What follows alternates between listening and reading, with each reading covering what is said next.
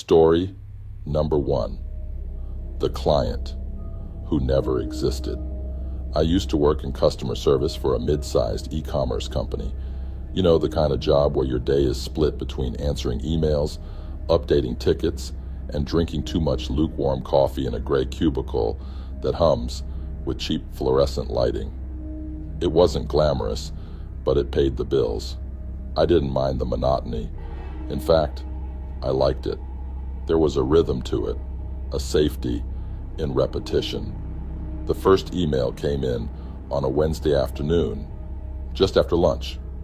I remember because I'd just finished eating a tuna sandwich at my desk, and my fingers still smelled faintly of vinegar. The subject line was simple: refund request, order number 4598-A. I clicked on it. The message was polite. A man named Daniel Knox said his order had arrived damaged. He included a photo, blurry, dim lighting, but you could make out what looked like a cracked glass jar. One of our home fragrance items, I think. I opened our system and typed in the order number. No result. I double-checked, then triple-checked. Nothing. I figured it was just a typo. Happens all the time. I replied and asked if he could confirm the order number or maybe send the email address he used at checkout. He wrote back within minutes. There was something off about his reply. It wasn't what he said, it was how he said it. Too formal.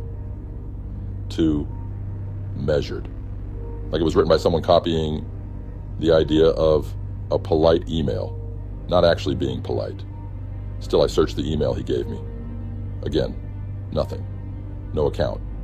No history. No order. I told him I couldn't find any record and that I'd need more details. He didn't respond for a few hours. When he did, the tone had changed. "Are you playing games?" he wrote. "I've sent the proof. You're just like the others." I stared at the screen a bit longer than I needed to. It was just angry customer. And that happens. People get frustrated. I flagged it and let it sit for the day. The next morning, there was another email from Daniel. No greeting this time. "I know you saw it. I watched you open the photo." I frowned. That didn't make sense. There's no way he could know that.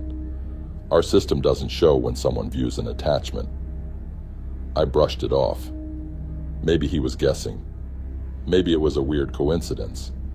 Still, something about it made me feel noticed. I didn't tell anyone. I wasn't sure what I'd even say.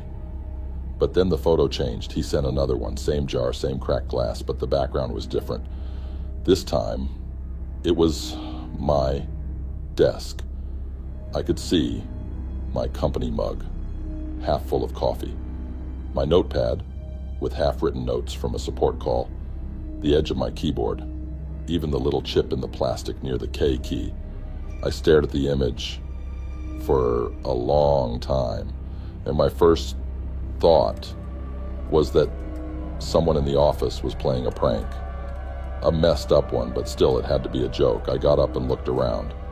The usual group was chatting near the kitchenette, and my manager was on a call. No one even glanced at me. I didn't say anything. That night I stayed late. Not for any reason, I just couldn't shake the feeling. Something kept me there.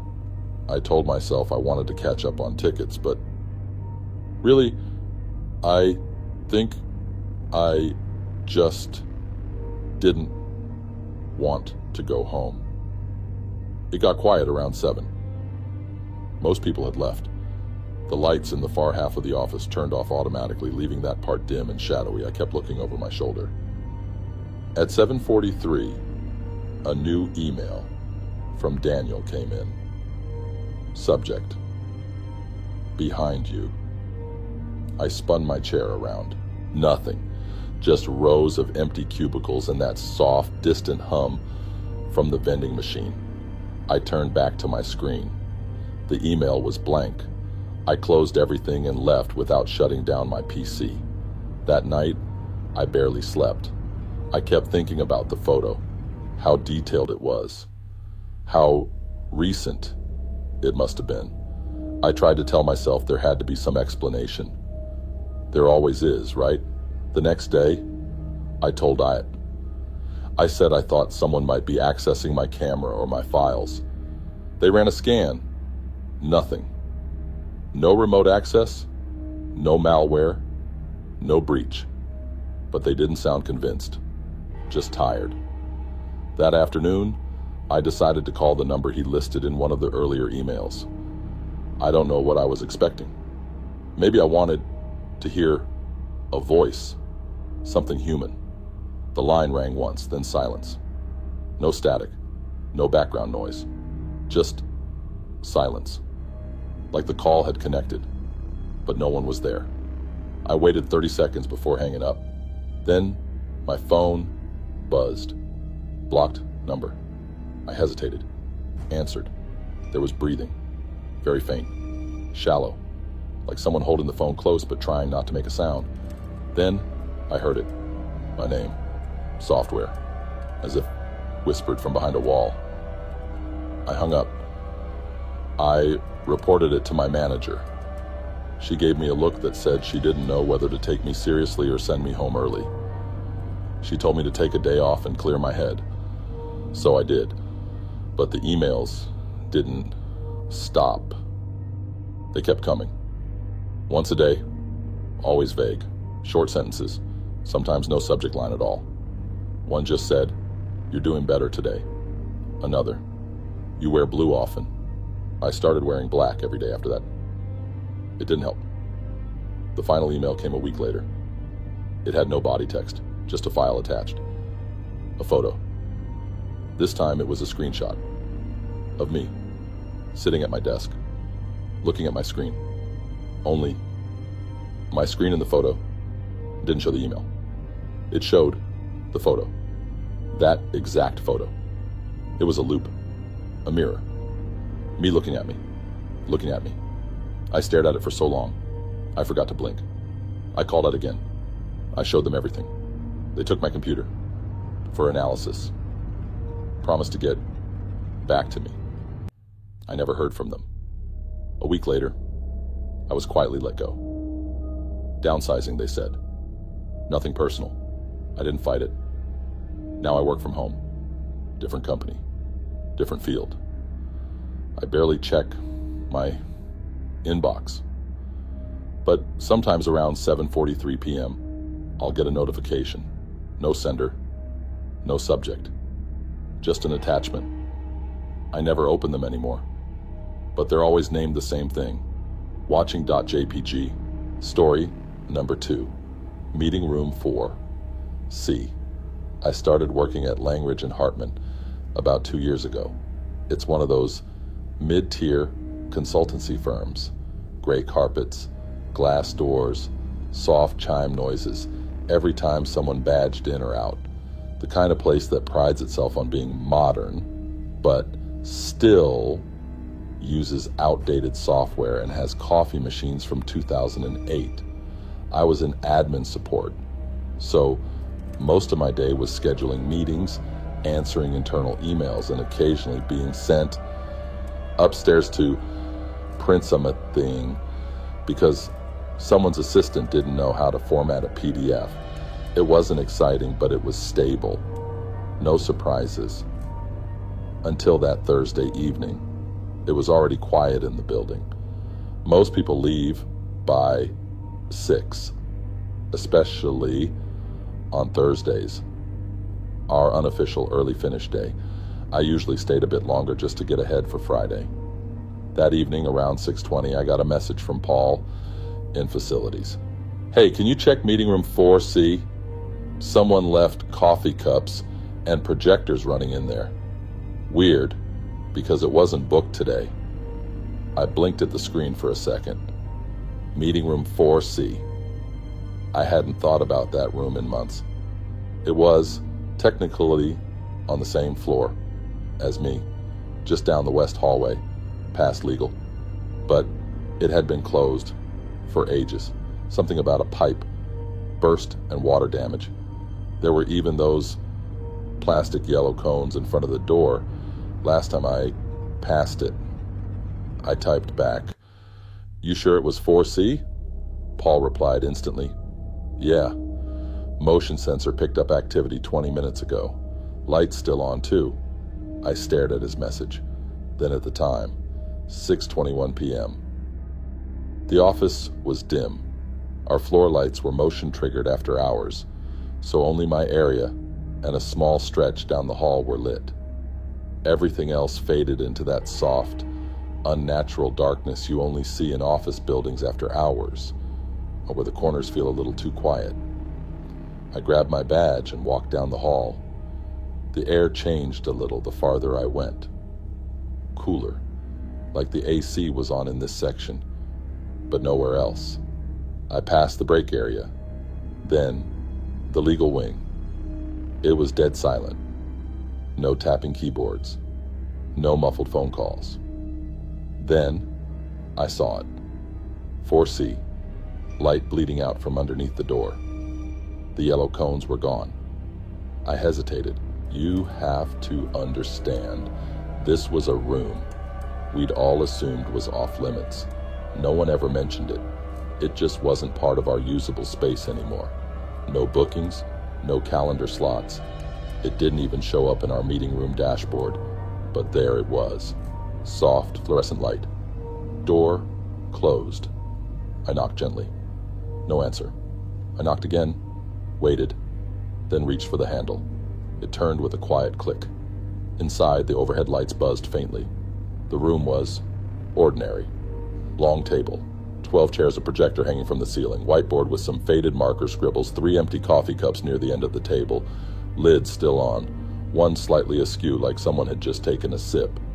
I stepped in. The door didn't close behind me, but the air felt tighter, dry. The chairs were all pushed back slightly.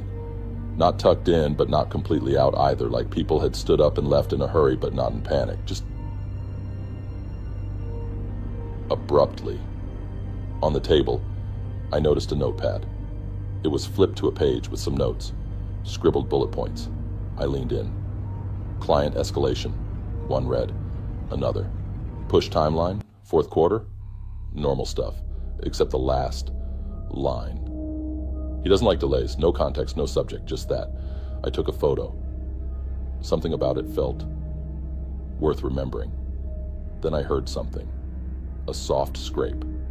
Chair leg against tile. I turned around. All the chairs were still. I stepped backward toward the door and noticed something else. Just barely. A shadow near the back wall. For a second I thought someone was standing there, but when I blinked, it was gone. I left. Quietly. Closed the door. Behind me. Back at my desk, I messaged Paul. Room 4C was open. Lights on. A few cups and a notepad. No one inside. He replied, "Weird. I'll have security look into it." I didn't tell him about the scrape, or the shadow, or the air that felt wrong. I just went home. The next morning I came in early, and 4C was dark again. Cones back in place, like nothing had ever happened. I asked one of the janitors if they'd cleaned the room last night. He looked confused. "Which one?" 4C, I said. He shook his head. "That one's been sealed off, still smells like mildew." I told him I'd seen lights on cups, a notepad. He just frowned. "You sure it was 4C? I nodded. He didn't respond, just slowly walked away. I didn't press it. That day, I kept checking our system. There was no log of 4C being booked, no maintenance ticket, no security flag. It was like it never happened. I pulled up the photo on my phone, the one with the notes. Gone. Just a black screen. I checked the image details. File corrupted. I didn't try to recover it, but that wasn't the last of it. 2 days later, I was working late again. It was nearly 7. Most of the lights had gone out. The office was hushed in that heavy, padded way that makes you feel like you're underwater. Then I got another message, but not from Paul. From an internal system account. One I didn't recognize. No subject, no message body, just a meeting invite. Discussion, room 4, C, 7:30 p.m. No organizer, no way to decline. I sat there staring at it, unsure if I should go. Part of me knew I shouldn't. Knew this wasn't normal. But I went anyway. I don't know why. Maybe it was curiosity. Maybe I just wanted to know. The hallway was darker than usual. Lights didn't flicker on as I walked, just stayed dim. As I approached the door, I felt that same tightness in the air. The cones were gone again. The door was ajar. I pushed it open gently. The lights were on. Coffee cups gone. Whiteboard clean. Chairs all tucked in, except one. At the far end of the table, slightly pulled out, facing the door, like it was waiting. I didn't step inside this time, just stood there. Then I saw the projector light flicker. It turned on, slowly, without anyone touching it. A soft whir, the fan kicking in, the screen lowered by itself, creaking gently. Then, static, no input, just white noise. I waited. No one came, no sound, but I could feel it, something, like I was being watched from the space between the ceiling tiles, or under the table, or behind the screen. I backed away, turned, and walked straight to the elevator. I didn't look back, didn't tell anyone. I still get invites sometimes, always from that same blank sender, always for room 4, C. I don't work there anymore. I transferred floors, then departments, then companies.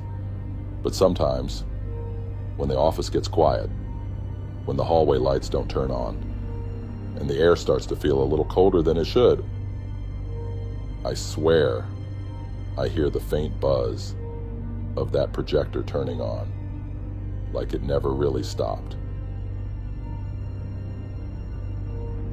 Story number 3, the man in the break room. I started the night shift at the firm a few months ago. Nothing dramatic, just a reshuffle of staff after some budget changes. I didn't mind, honestly. I preferred the quiet. Fewer people, fewer distractions. Just me, a few late-night analysts, and the soft hum of servers echoing down long fluorescent-lit halls. We shared a small break room tucked near the stairwell. Standard setup, coffee machine that sputtered more than poured, an old microwave that buzzed louder than it should, and a cracked leather couch that no one ever really sat on for long. The nights were always slow. I'd take short walks every hour just to keep from dozing off. Sometimes I'd pass by the break room and peek inside. Most nights it was empty, quiet, but not always. The first time I saw him, I thought he was someone from another floor. Older man, maybe late 60s, slender, wore a dark sweater and slacks. Nothing unusual. He sat on the edge of the couch with his hands folded in his lap, calm, still, like he was waiting for someone. It was around 2:40 a.m. I remember that because I just refilled my mug and glanced at the wall clock on the way out. I nodded politely when I passed him. He didn't look at me, didn't move, didn't blink, just sat there. When I came back 10 minutes later, he was gone. I didn't think much of it then.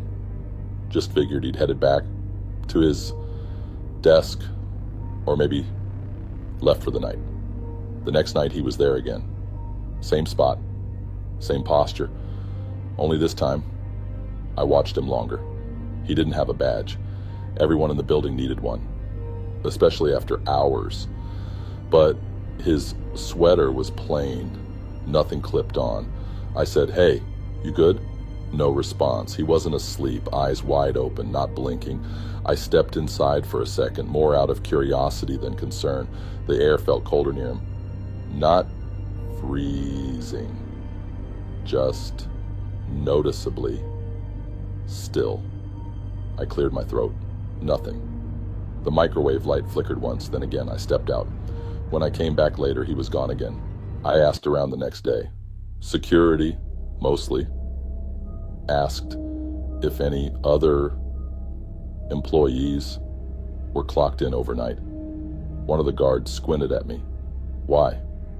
I keep seeing an older guy in the break room. Thought he might be part of night maintenance or something. The guard frowned. We don't have anyone over 60 on the night roster. Not anymore. Not anymore? He paused, then shrugged. Just you guys on level 3 and the techs downstairs. That was it.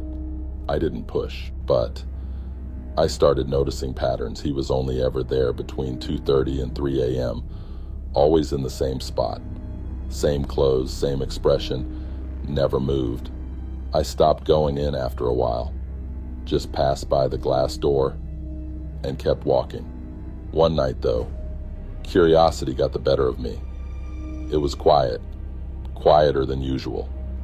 The kind of silence where you can hear your own breathing a little too clearly. I walked past the break room. He was there, only this time he wasn't alone. There was a cup of coffee on the table in front of him, full, steam rising slowly, but no one else in sight. The vending machine buzzed to life as I stared, just a faint hum. I stepped closer to the glass. His head turned, just slightly, maybe a quarter of an inch. I froze. It wasn't sudden, it wasn't sharp, just a slow, deliberate tilt, like he was acknowledging me, but his eyes never moved. They stayed fixed on the far wall. I didn't go in. I went straight back to my desk and stared at my monitor until the sun came up. After that, I started leaving early. Told my manager I could do most of the prep from home. She didn't mind, said as long as the reports were in by morning. She didn't care where I worked from. A week passed. No night shifts. But I couldn't stop thinking about him, about how he didn't blink, how the air around him felt different. So I checked the archives, just curiosity, I guess. Old staff logs, emergency reports. I had access to some of it through admin tools. I found something, a name, Robert Neely, night janitor. Worked there until 2009. There was a file, brief, no photo, just a note that he'd passed away in the building. Heart attack, alone, in the break room. I stared at the screen for a long time. Didn't move. Didn't even breathe for a moment. I printed the file, folded it, put it in my coat pocket, and then I did something I still don't fully understand. I came back that night late, just before 2:30. The building was quiet, dark. Security guard nodded at me without question. I walked straight to the break room. It was empty. For a moment, I felt relief. Then, the microwave light flickered. The couch creaked. I stepped inside. The coffee machine let out a soft hiss behind me. And when I turned around, he was there, sitting, calm, still, just like before. Only now, his eyes were on me. Not fully, not directly, but tilted. A glance just off center, like he was watching me through the corner of his vision. I didn't speak. I just stood there. Then I took the folded paper from my coat, placed it on the table. He didn't react, didn't look down, but I felt something change. The room grew heavier, thicker, like the air had weight. I backed out slowly, didn't take my eyes off him. As I stepped into the hallway, the lights behind me turned off. I didn't look back. That was months ago. I don't work night shifts anymore. I've never seen him during the day. No one has. But sometimes when I'm walking past the break room during lunch, I catch myself glancing through the glass. And every so often, just for a second, I think I see someone sitting there, waiting, just like before, still, watching. Story number 4. Last login. I work in IT support at a mid-sized tech company. Most of what I do is quiet, repetitive stuff. Resetting passwords, unlocking accounts, running maintenance reports that no one reads. It's not exciting, but it suits me. I like working alone. I like the silence. Our building has 5 floors, but most of us are packed into the 3rd. Developers, analysts, project leads. I sit at the far end, just a few cubicles away from the server room. It's always a little colder. The floor hums from all the equipment, and sometimes I think I can feel it under my shoes. One of my weekly tasks is to run a login audit every Friday morning. It's just a basic list of who logged into which system, when, and from where. It flags unusual patterns. Logins from strange IPs, weird hours, that kind of thing. It's usually uneventful. Except one Friday, it wasn't. There was an entry for Hussolano, an old developer who used to work on the product team. Javier Solano. He hadn't been with us in over a year. He died in a car accident last May. I remember the announcement. The CEO sent out an email. Some people cried. Others just got quiet. I didn't know him well, but I remembered his face. Kind eyes, a tired voice, always wearing those faded hoodies with band logos I'd never heard of. So seeing his username in the login report, I stared at it longer than I should have. Last login. Thursday, 2:46 a.m. There was no IP address. No terminal. Just the timestamp. I figured it was a system glitch. Happens sometimes when accounts aren't properly deactivated. I went into our directory to disable his profile, assuming it had just been missed somehow, but it was already disabled. Had been for 13 months. I checked the audit trail again, and the login was real. It was authenticated, and there had been activity. Files accessed, even code committed to our dev environment. I felt a little cold at that point. I opened the repository and looked at the commit logs. Just one file. Updated at 2:49 a.m. I clicked through. It was blank, except for one line. Still working on it. That's it. No metadata, no signature, no comment. I closed it. I didn't tell anyone at first. I wasn't even sure what to say. The following week, I checked again. No login. Week after that, same thing. Clean. But in the 3rd week, he logged in again. Thursday, 2:46 a.m. Same time, same profile. Another commit, another empty file. But this time, the message was different. Almost done. I started feeling uneasy, being in the office alone. I'd been pulling late nights lately, mostly because I didn't want to go home.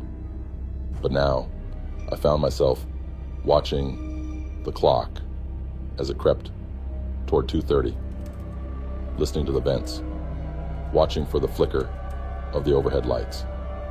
It's strange how easily a place can feel unfamiliar, even when you've been there for years. The air starts to feel too still. Your footsteps too loud. You begin to notice things, like the sound of a keyboard being pressed somewhere in the distance, even though you know no one else is working late. That happened to me on a Tuesday. I was alone on the 3rd floor, catching up on some script errors. I heard it, a soft tapping, like someone typing slowly. 2 keys, pause, then 2 more. I stood up and looked over the cubicle wall. Nothing. Just rows of empty desks, dim monitors. But the tapping continued. I followed the sound down the hallway, past the kitchenette, past the lockers, and then it stopped. I waited a moment, then heard a soft whir, a chair rolling back, but there was no one there. Just an empty desk, monitor dark, chair slightly turned. I walked away quickly, didn't finish the script. That night, I barely slept. The next morning, I submitted a request to have the J. Solano profile permanently purged, full removal from the system. It bounced back. Error, user in active session. I tried to force logout. Nothing. The status remained online. That Friday, another login, same time, same file. This one said, "You shouldn't have looked." I closed the laptop, went straight to HR. I told them we had a problem with a former employee account, a serious one. They checked their records, said Javier's laptop had been returned, account flagged inactive, email retired. I asked if they'd seen any recent access. They said no. I asked if they still had his ID photo on file. They did. I asked for a copy. Later that night, I was the last one in the building. I pulled the security footage from the Thursday night logins. We keep motion-triggered cams in the dev area for audit reasons. I wasn't supposed to access them, but I did anyway. I played back the footage from 2:30 to 3 a.m. Nothing. The hallway was empty. The chairs didn't move. The monitors stayed dark, except one camera blinked out at 2:46 for 10 seconds, then came back. When it returned, something was different. One chair had been pulled out, just slightly. The timestamp glowed faintly at the bottom. 2:47:3. I paused the video, rewound. The chair had moved, subtle, like someone had gently pushed it back. I leaned in, and there, just at the edge of the frame, a sleeve, dark, worn, hoodie fabric. I looked at the ID photo I printed earlier. It matched. I shut everything down, told myself I'd stop checking, that it wasn't my job anymore. But the logins kept coming. Every Thursday, 2:46 a.m. The messages became stranger. They forgot me. I didn't finish. Why did you stop? I started leaving the office before midnight, took my laptop home, but one night I got a notification, remote access request, from Javier's profile, trying to connect to my machine. I denied it. It popped up again. I disabled Wi-Fi and sat there, staring at my blank screen. I don't work in the office anymore. I asked to go fully remote. Told them I needed a change of environment. They approved it. I got a new laptop, fresh login, but every Thursday I check the audit log, and every Thursday it's the same. Solano, 2:46 a.m., still working, still logging in, still writing lines of code. No one will ever read. The commits don't stop. But last night's message was the first one in months that made me close the laptop without reading it twice. It just said, "You're next. Story number 5. Performance review." It started with a calendar invite. Performance review, conference room B7, Thursday, 6 p.m. It popped up on my screen late Tuesday afternoon, sent by someone named C. Rains, corporate oversight. I'd never heard of that department before, but I didn't think much of it at the time. Our company's always shifting titles and structures around. New teams, new faces, lots of movement, especially in management. Still, something about the timing felt odd. We usually had reviews in the second quarter. It was only February, and mine was already done last month with my direct supervisor, Janine. I asked her about it the next morning. She looked confused. I didn't schedule anything. Who sent it? I showed her the invite. She stared at the screen for a second, then shrugged. Must be a new compliance thing. You know how they're cracking down after that security audit. I nodded. Made a mental note to Google. Corporate oversight. Later. I didn't. Thursday came faster than I expected. It had been a quiet week. Fewer emails, fewer meetings. I almost forgot about the appointment until I saw the reminder flash across my screen at 5:45. I considered skipping it, but I didn't want to cause any trouble. So I shut my laptop, grabbed my badge, and headed down to B7, conference room. B7 was on the lower floor near the back corridor. Not many people used it. The lights in that hallway always felt a bit dimmer, like they were running on a different circuit. The carpet was different too. Thicker, older, smelled faintly like dust and printer ink. When I got to the room, the door was already slightly open. I knocked. No response. I stepped in. It was cold inside, not freezing, just noticeably cooler than the rest of the office. The table was bare. No papers, no name tags. Just one chair pulled out on my side. The others were pushed in, evenly spaced. A single black folder sat in the center of the table. I waited, checked the clock on the wall. 6:02. Still no one. I sat down. The chair creaked a little under my weight. I placed my hands on the table, then pulled them back. It was cold to the touch. Too cold. I reached for the folder. There was no name on it. I opened it. Inside was a printout of a chat log. It looked like Slack or Teams. Dozens of short messages, all time-stamped, but none of them were mine. The messages weren't even from anyone I recognized. Just lines like, I don't think they see me. Stop looking at the door. Don't blink yet. Then a blank space and one last line. He's behind you. I blinked, looked up. The room was empty. I closed the folder slowly, placed it back, stood up. I didn't hear the door open, but I swear I felt the air shift, like someone had stepped into the room behind me. I turned. Nothing. The hallway outside was still dim, silent. I walked out without looking back. That night I couldn't sleep.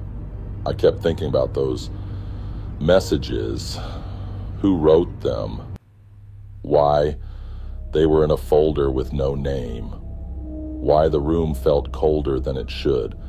The next day I went to IT, asked if they could check the invite source. They said they couldn't trace it. Said the sender wasn't in the system, not inactive, not hidden, just never existed. They brushed it off, said it was probably a spoofed address or some old archive glitch. Happens all the time. It didn't feel like a glitch. The next Monday, I found a note on my desk. Not an email, a physical note, typed, printed on plain white paper. You didn't complete your review. That was all it said. No name, no signature, just that. I looked around the office. Everyone was working, typing, laughing at something on a shared screen. No one watching me. I folded the paper and slid it into my drawer. Later that day, I checked the conference room schedule. Room B7 didn't exist, at least not in the online system. I called facilities. Hey, weird question, I said. Is there a B7 conference room? Pause. Not anymore, the guy said. That one's been locked up since the flood last year. Why? No reason, I said. Thought I had a meeting there. Another pause. Well, if you did, it wasn't with us. I hung up. Didn't tell anyone. For a while, things went quiet. No more notes, no messages. Nothing in my calendar. I started to think I'd imagine it. Stress? Maybe. Long hours. Office lighting does strange things to your mind after a while, but then I noticed something. Every Thursday at 6 p.m., my desktop froze for exactly 1 minute, just locked up. No errors, no warnings. Then it came back like nothing happened.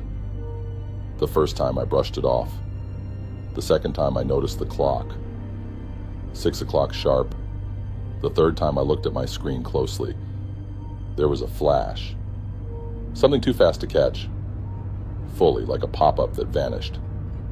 Just before I could read it. So, the fourth time I filmed it with my phone. Slowed it down later. Paused at the exact frame. And there it was. Just one sentence. Over a black background. We're still reviewing you.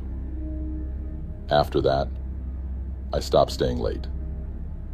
Stopped checking folders that weren't mine. I even thought about quitting. But I didn't. Not yet. Sometimes I hear whispers from the hallway, by the old conference rooms.